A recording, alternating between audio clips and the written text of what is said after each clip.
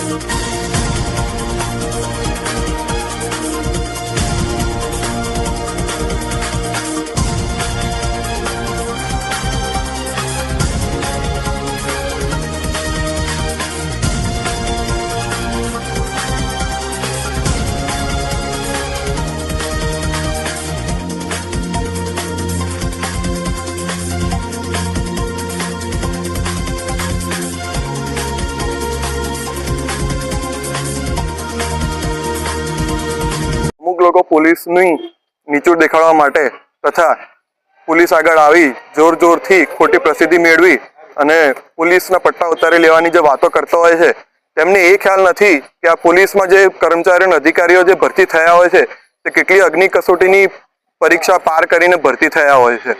પોલીસની નોકરી એ કોઈની દેણ નથી કે કોઈનો ઉપકાર નથી। પોલીસની નોકરીમાં જે પણ કર્મચારીઓ અને અધિકારીઓ ભરતી થયા છે એ ફક્ત ને ફક્ત તેમની યોગ્યતાના કારણે જ ભરતી થયા છે। પોલીસ ધારે તો આવતીકાલે નેતા બની શકે છે, પણ અને બન્યા પણ છે, પણ જો નેતા ચાહે તો એને બીજો જન્મ લેવો પડે. વાવ થરાદની પોલીસનું જે પણ આ નેતાઓએ અપમાન કર્યું છે એ અમે વાવ થરાદની જનતા વખોડી કાઢીએ છીએ. અમે વાવ થરાદ પોલીસ ગુજરાત પોલીસની સાથે છીએ અને આવા નેતાઓ દ્વારા વાવ થરાદનો વિકાસ જોવાતો નથી, જે વાવ થરાદની જનતા ક્યારે પણ સ્વીકારી લેવામાં આવશે નહીં, ચલાવશે નહીં.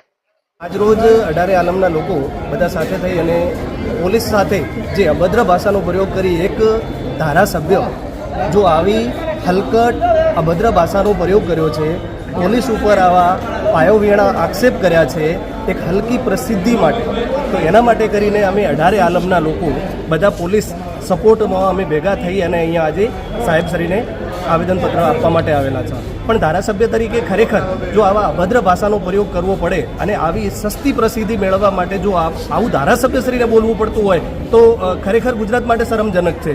પાર્ટી વોટેવર જે હોય તે, પણ જો પોલીસ રાત દિવસ મહેનત કરતી અને તાજેતરમાં જ હમણાં પૂર આવેલું તો પૂર વખતે સાહેબશ્રી આપ ક્યાં હતા? તો ત્યારે તો ક્યાંય આપ દેખાણા નથી. ત્યારે લોકોની કેમ પીડા સમજી નહીં? ત્યારે પોલીસે જ મદદ કરી છે, પોલીસે એમના સુધી ફૂડ પેકેટ પહોંચાડે છે, પોલીસ ત્યાં સુધી અમને પાણીમાંથી લોકોને મહેનત મજૂરી કરીને બહાર કાઢે છે, રાત દિવસે અમને પાણીમાં પલળી અને બી મુશ્કેલીનું ઉઠાઈ દે. તો ત્યારે આપ શ્રી ક્યાં હતા? તો મારા બે શબ્દ મીડિયાના માધ્યમથી કહેવા માગું છું કે સાહેબશ્રી જ્યારે મુશ્કેલીઓ થરાદ ઉપર આવી છે ત્યારે અહીંની જનતા, અહીંની પોલીસ અને અહીંના લોકોએ સપોર્ટ કર્યો છે.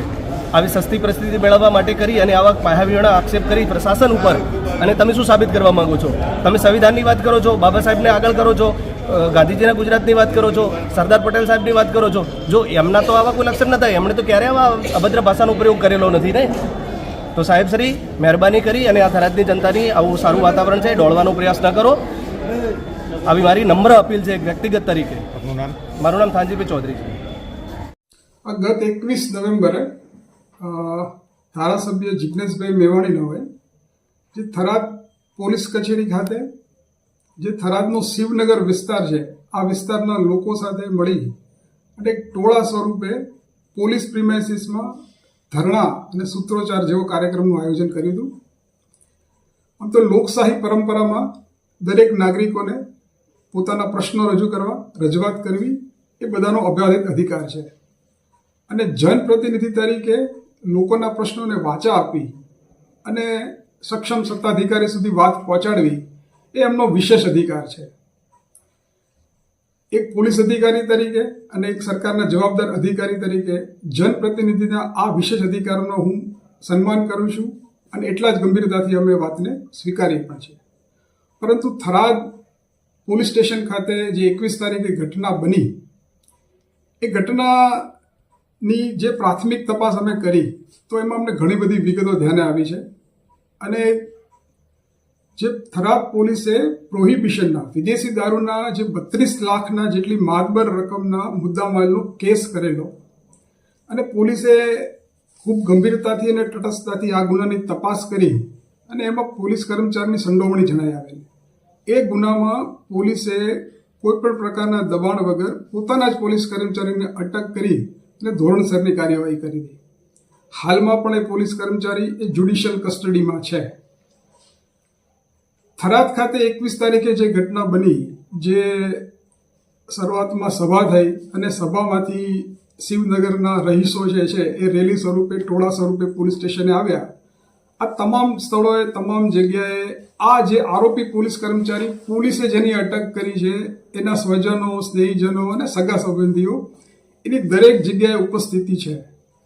એટલે આમ જે છે પોલીસે જે તટસ્થતાથી કામગીરી કરી છે એને કોઈને કોઈ જગ્યાએ પોલીસ પર ગેરકાયદેસર રીતે દબાણ ઊભું કરવા માટે આ સમગ્ર આયોજન કર્યું હોય એવું પ્રાથમિક દ્રષ્ટિએ જણાઈ આવે છે. બીજું, જનપ્રતિનિધિ તરીકે આપની પાસે કોઈ રજૂઆત આવે, કોઈ પ્રશ્ન આવે તો એક એમની પ્રાથમિક ફરજ છે કે બનાવની એ હકીકત મેળવી લે, શું વાસ્તવિકતા છે. એ બાદ એમણે યોગ્ય કાયદા અને નિયમો અનુસાર રજૂઆત કરવી જોઈએ. તેમ છતાં કોઈ પણ પરિસ્થિતિથી વાકેફ થયા વગર ધારાસભ્યજી ટોળા સ્વરૂપે અને કોઈ પણ પ્રકારની મંજૂરી વગર આ રીતે પોલીસ સ્ટેશન ખાતે ધરણા યોજી અને બેફામ સૂત્રોચ્ચાર કરેલો હતો, જે એક જનપ્રતિનિધિને શોભે એવું કાર્ય નહોતું. ખાસ કરીને આ રીતે ટોળાશાહી કરીને આવી લોકોમાં ઉશ્કેરણી થાય, વાતાવરણ તંગ બને અને કોઈ પરિસ્થિતિ બદલાય તો હાજર લોકોની સુરક્ષા વિશે પણ જોખમાય. આ બધી બાબતોનો કોઈ પણ પ્રકારનો વિચાર કર્યા વગર આ રીતે પોલીસનું મનોબળ તોડવા માટે અને પોલીસને ગેરકાયદેસર રીતે દબાણમાં લાવવા માટે આ કાર્ય કર્યું હોય એવું પ્રાથમિક દ્રષ્ટિએ જણાઈ આવે છે. જનપ્રતિનિધિ જે કાંઈ રજૂઆત હોય એ હંમેશા શિરોમાન્ય છે. પોલીસ વિભાગનું કર્તવ્ય છે અને ફરજ છે કે એને ગંભીરતાથી લે, એમની જે કાંઈ પણ રજૂઆત હોય એ દિશામાં ઠોસ કાર્યવાહી પણ થાય.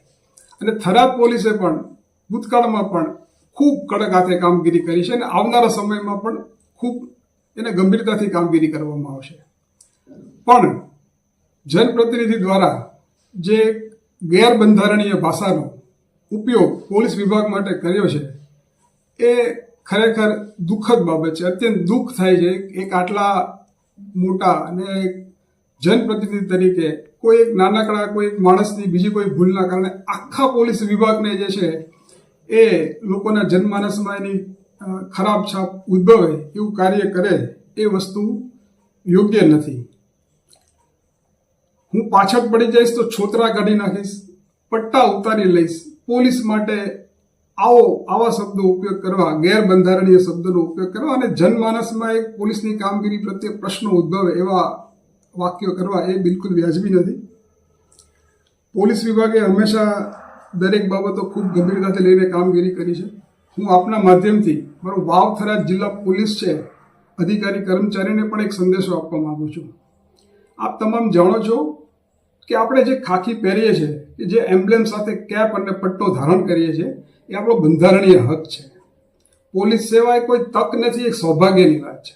અને હું આપને એ જ કહું છું કે ભૂતકાળમાં પણ જે રીતે આપણે કામગીરી કરી છે, જે કડકાઈથી કામગીરી કરી છે, કોઈ પણ પ્રકારના દબાણ વગર આવનારા સમયમાં પણ ખૂબ ગંભીરતાથી અને ખૂબ તટસ્થતાથી કામગીરી કરશો એવી અપેક્ષા રાખું છું. જય હિન્દ.